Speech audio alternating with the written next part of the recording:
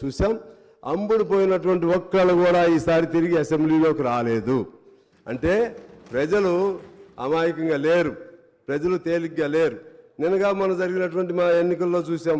నిన్నగా వ్యక్తులను కొనేస్తున్నారు, సర్పంచులను కొంటున్నారు, ఎంపీటీసీలను కొంటున్నారు. ఒకరు కొంటాం, దాన్ని మళ్ళీ ఇంకొద్ది డబ్బులు ఇచ్చి ఇంకోళ్ళు కొంటాం. ఈ కల్చర్ ఇది ఎక్కడి నుంచి వచ్చింది, ఎలా వచ్చింది? చివరికి భారతదేశంలో నాకు తెలిసి తెలంగాణలో ఉన్నటువంటి ఒకనాడు తెలంగాణ అంటే పౌరుషాల గడ్డ, ఇది పోరాటాల గడ్డ, తిరుగుబాటుకి బానిసత్వం లేకపోతే స్వేచ్ఛ లేనటువంటి తనానికి వ్యతిరేకంగా నిలబడినటువంటిది. దీనిలో అటువంటి కల్చర్ని ఎవరు కూడా డెవలప్ చేయకూడదు అనేది నేను కోరుతా ఉన్నాను. ఎందుకు ఆ సందర్భం ఎందుకు చెప్తున్నానంటే జరిగిన తప్పులు జరిగినాయి, ఇక నుంచి జరగొద్దు. మీకు ఉదాహరణ చెప్తాను. 2011లో లెఫ్ట్ ఎల్డిఎఫ్ కేరళలో